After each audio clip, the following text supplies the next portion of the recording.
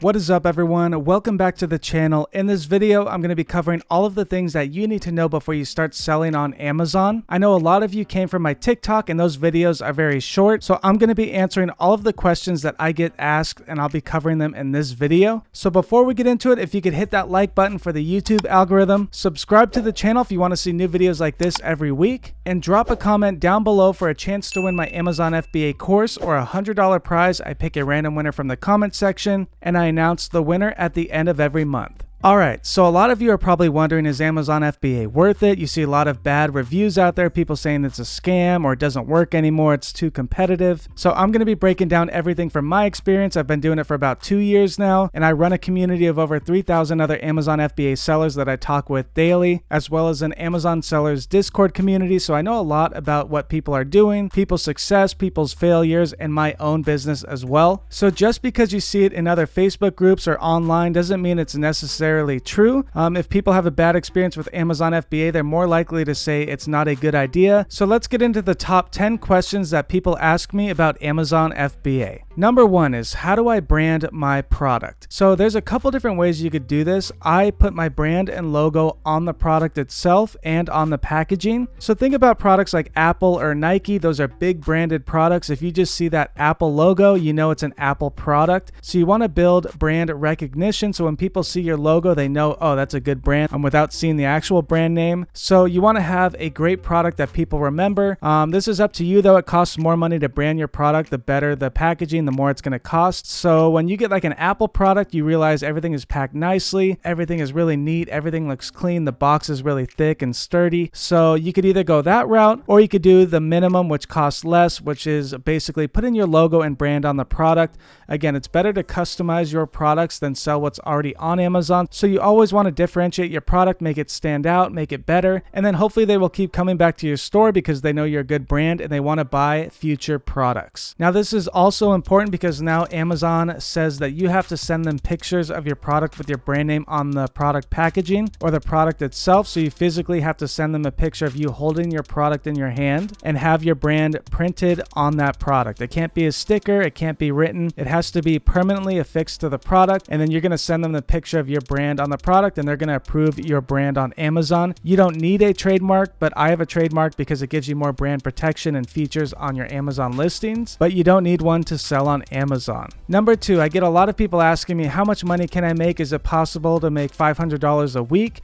And the answer is yes, but it's all up to you. I can't guarantee you're going to make $100 or you're going to lose $100. You're the one in control. You're the one driving the car. So if you have a good mindset, good work ethic, and you put a lot of work and time into your business, then the chances are you will make that amount of money that you want to make. But you're not going to just put a product on Amazon, hope it sells, and then you will make $500 every week. That's not how it works. There's a lot of things you have to look into, like product research, finding good products, looking at the demand, the competition, how much it's going to cost in advertising. And if this is all confusing to you, check out my other product research videos or my PPC videos where I go in depth on all of these topics. But I always tell people, if you want to make that much, then you can make that much, but it's up to you on how much work and time you put into your business. So I might launch a product and it might be successful, but you might launch a product and it might fail. So it's like going to school. We all go to school. We all learn the same stuff. Some people do well. Some people become homeless. That's just how it works. Not everyone is successful. So it's up to you on how you want to run your business and what your goals are. All right. So with that being said, now we're on to question number 3, which is, can I sell in another country? Yes, you could sell in almost any country out there. Just go on Google, type in Amazon FBA restricted countries. Almost every country can sell in the US,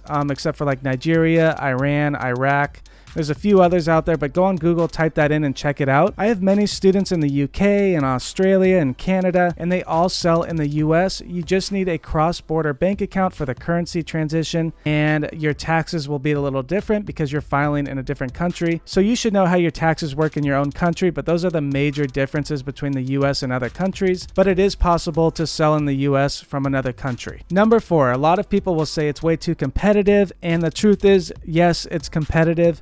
Almost everything in the world is competitive. Big brands are competing against each other. Everyone is trying to make money and make it work. So yes, the market is competitive, but everything in life is competitive.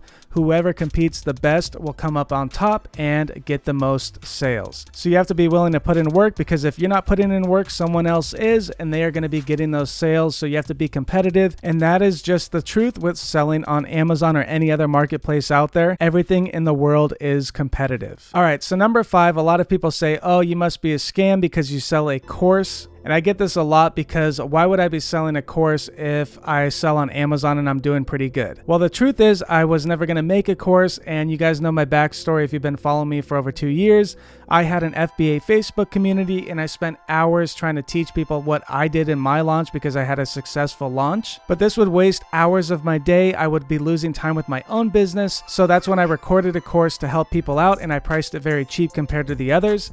Now, a course is great because it limits risk, because you're learning from someone like myself that has done it. I've made mistakes, and I point them all out in the course so you don't make the same exact mistakes that I did. So even though it does cost money, it doesn't mean that it's a scam. I'm teaching other people, so if you have a skill, it is not bad to teach other people what you know. Most people want to learn from others who have experience in what they're trying to learn, so they don't make tons of mistakes and lose a lot of money. So learning from a course, you might spend a little money in the beginning, but it might prevent you from losing thousands in the end. And yes, my mentorship program does cost a lot more, because I'm physically spending a lot of time with the students doing product analysis, messaging them. So time is money. So I do have to charge for my services. I don't advertise my course. It's basically word of mouth, and I keep it limited so I don't get overloaded with work, and so I can continue to run my own business. So just because you sell a course does not mean you are a scam. There are tons of scammers out there selling really expensive courses, but we never know if they actually sold on Amazon. So you need to look out for scammers. And if you don't believe anybody, you could always go with trusted companies like Helium 10. They have their own freedom ticket course that comes with their program, and you could also check that link out down below. All right, number 6, I don't have much money. I don't know where to start. I only have like $200. What should I do?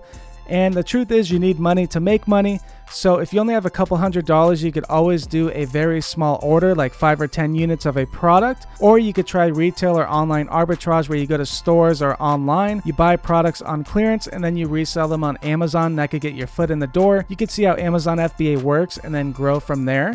But you do need money. An average of 2 to 3K is a good starting point for a cheaper product. Obviously, the more the product costs, the more money you're going to need to launch that product, because you have to buy the inventory. So that's why I have other videos on how to launch with a smaller budget, how to find cheaper products. Check that video out if you don't have much money. But you do need money to start, and a good starting point is around 2 to 3K for a cheaper product. I have launched a product to prove that it can work for under $1,000, but it does take more work and it's harder to find. All right, question number 7 is, how much time do you spend on your business? Do you spend hours a day? How long did it take you to find a product? So some of my products, it took up to a month to find the product. One of them took a couple weeks, and the other one I found by accident. So this can range. There's no like specific time frame, but it does take a while to find a good product. It might take a week, it might take a month, it could take a year.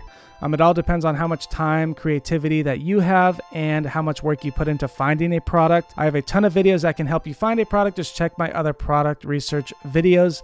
But right now I only spend about 20-30 minutes a day on my business. I make sure that everything's running. There's no issues. I'm still getting sales. My PPC is running. I'm adjusting my bids on my campaigns. I only optimize my campaigns maybe once a month now, if that. But in the beginning, you spend a lot more time because you're trying to rank your product to page 1. You're trying to get sales.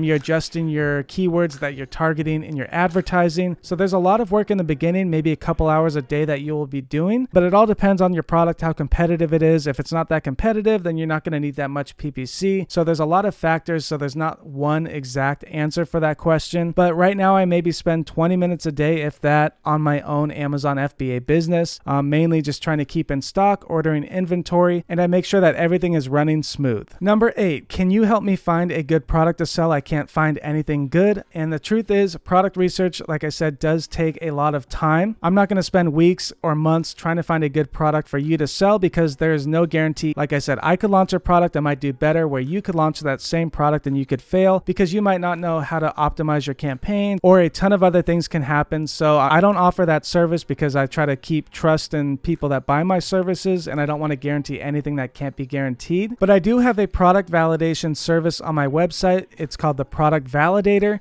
where when you find a product and you think it's a good product and you want to sell it, but you don't know for sure if it's a good product, I will spend an hour to 2 hours looking at the market, looking at all the things that I look at when I'm doing product research, and I type out a full report with all the things that I look at, all the red flags, why it's a good product, why it's a bad product, any ideas that might make that product better, and then I send you that report. It's a pretty cheap price for what it can do, because you might launch that product and it will cost you thousands of dollars in ads or storage fees, and you might have not known all of the factors involved with that one product. So I don't help you find a product, but in my Discord I have product ideas, and I also have the product validation service. All right, the next question number 9 is, can I drop ship? Is drop shipping better? Can I drop ship on Amazon?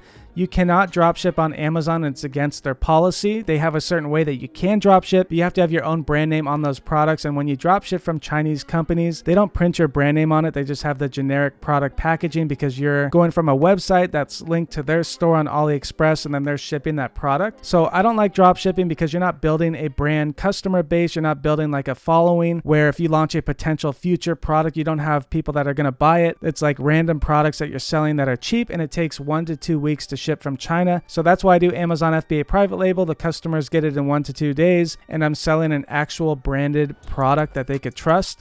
Hopefully, if they like my brand. If they don't like my brand, then they're not going to shop at my store. But that's why I prefer Amazon FBA over drop shipping. All right, question number 10. How do I know that I'm not going to get hit with an IP claim, or it has a patent, or that's not restricted on Amazon? So my answer to this is, make sure that your product is not restricted. You could just go on Google, type in Amazon restricted products, see if it's on there. If not, then you are good to go. Also check on Google patents, and you could check my other videos on this as well, but you want to make sure that you are not selling a patented product. So there are services on Fiverr where they look more into it, but you don't know if they're an actual lawyer or if they're just someone in another country. If it's a simple product like a candle holder or something that's like a generic home-based product or a home decor item, then chances are it does not have a patent on it. But if it's like a sock with a zipper on it, then chances are that could have a patent on the zipper in the sock. So you just have to see if it's like a weird product and you don't see many people selling it on Amazon. It can have a patent, so you always want to check that.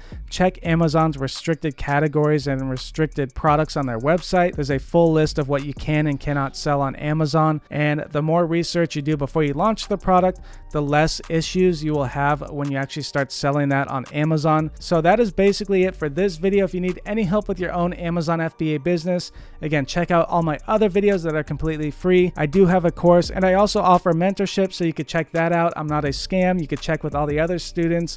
You could check with the members in my group. But that is it. If you need help with your business, check all of the links out down below. I will see you in the next video, and good luck with your Amazon FBA journey. Goodbye.